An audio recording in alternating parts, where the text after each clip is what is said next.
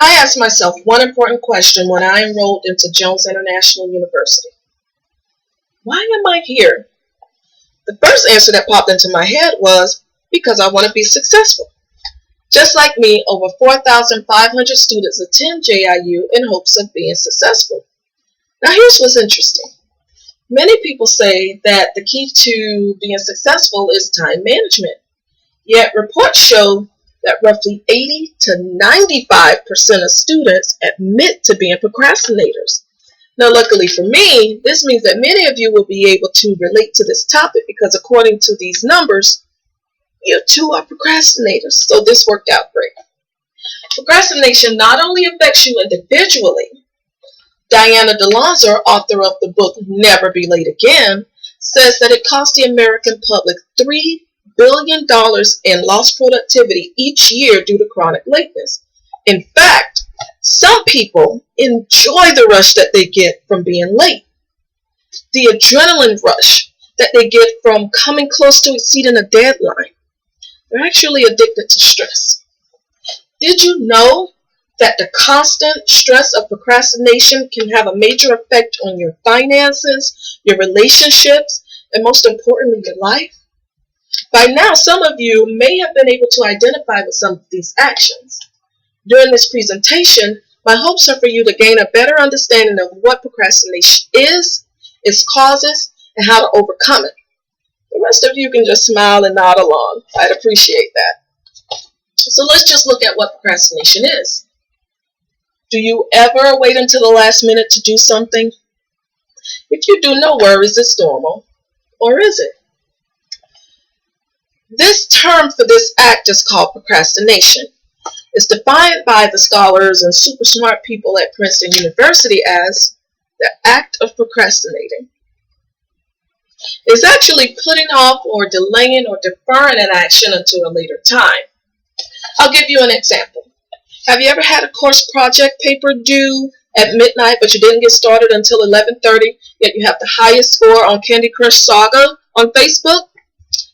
Yeah, that makes you a little time-wasting procrastinator. That's right, I said it. I'm sorry, excuse me. Hello, teapot, I'm kettle. Yes, I too put things off until the last minute. I'm a procrastinator.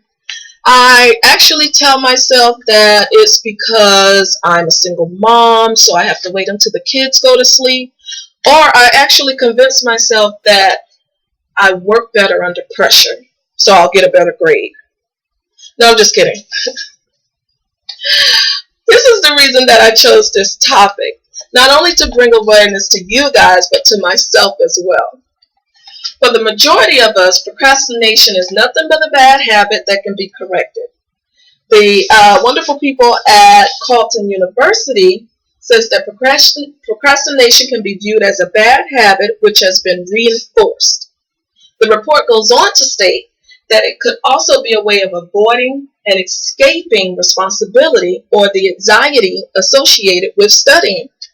How many of you began to nod your heads in agreement when I read those statements? I know I did when I first read it.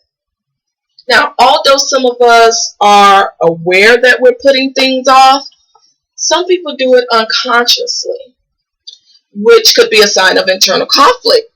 Maybe you grew up with strict parents, and now that you're out on your own, you feel like you can do whatever you want to do.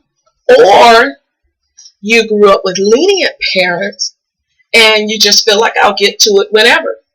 Either way, if it's left unchecked, it could eventually lead to negative impacts on your lives. Now, this is why developing time management skills are so important. These impacts could result in job loss, poor grades, which relates to us, and even health issues, which are signs of stress, insomnia, I got it right, or even a weakened immune system. Can you imagine the amount of makeup that it'll take to cover up, like the concealer that it's going to take to cover up the circles around your eyes brought on by procrastination? And yes, even men have camo, which is a male makeup. You can Google it. A male makeup to cover up those circles. I mean, who wants to wake up looking like Gollum in the morning? And if you don't know who Gollum is, watch The Lord of the Rings. He's the guy saying, my precious, my precious. No, I'm kidding. I got off track there for a second. But now that we understand some of the causes of procrastination, let's talk about some of the steps that we can take to overcome it.